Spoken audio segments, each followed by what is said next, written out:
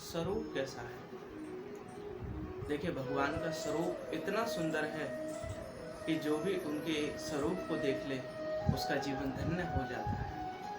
और भागवत के 10वें स्कंद में कहा, भगवान सुखदेव कह रहे हैं परीक्षित कि वरहा पीडम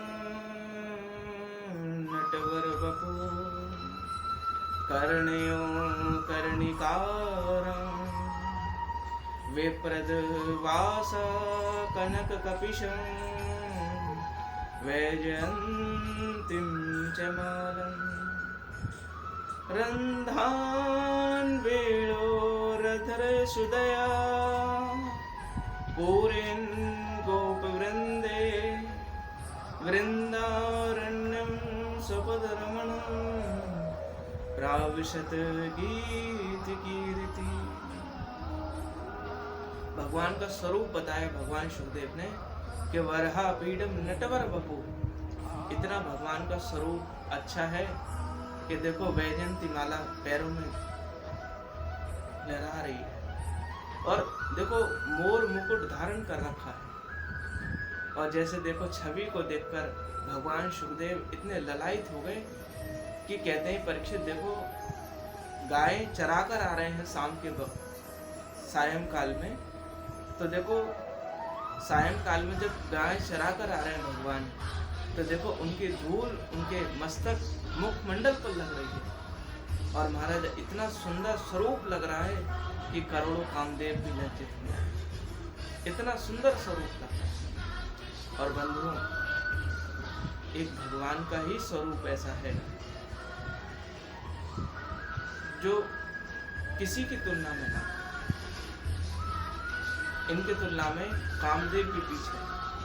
वैसे आपने सुना होगा भागवत में, कामदेव जब महाराज हो रहा था तो कामदेव आया था, कहा कि हमसे युद्ध करो, लेकिन भगवान ने कामदेव को परास्त कर दिया।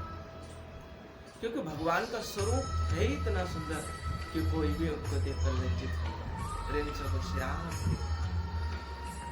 और इतने दयालु भी हैं देखो कि अहो वक्यं स्तन कालकूटं जिघांसयापा यदा प्रसाद्ये लेभें गतिं दातृचिता ततोऽन्यं कं वा दयालो शरणं व्रजे।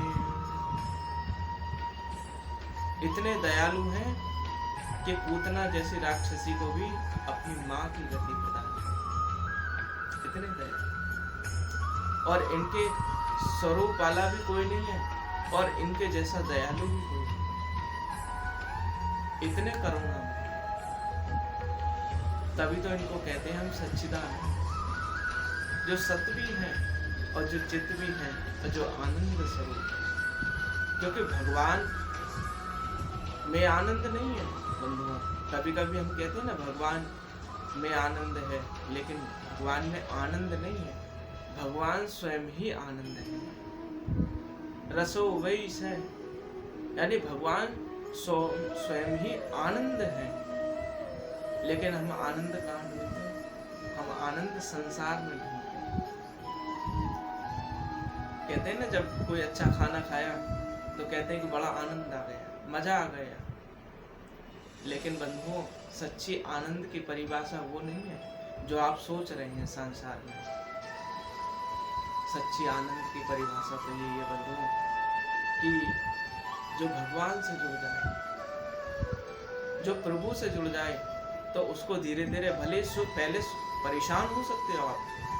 ऐसा नहीं कि भगवान के रास्ते पर पहले आपको परेशान होना पड़ेगा, लेकिन धीरे धीरे आप चलते रह जाएंगे उस रास्ते पर, तो परेशानी वो आनंद में बदल जाएगी। और संसार में क्या है, पहले आपको आनंद मिलेगा, सुख मिलेगा, लेकिन उस सुख में धीरे धीरे आप प्रवेश करते चले जाओ, बढ़ते चले जाओ आगे, लेकिन वो सुख दुख में परिवर्तन हो जाएगा। यही भगवान में आनंद है, यही भगवान और संसार में अंतर है।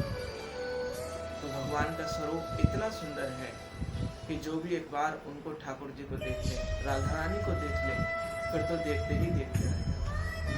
नैनों से नैन मिलाकर देखो, जरा ये धोखा भी खाकर देखो। नैनों से नैन मिलाकर देखो, जरा ये धोखा भी खाकर देखो।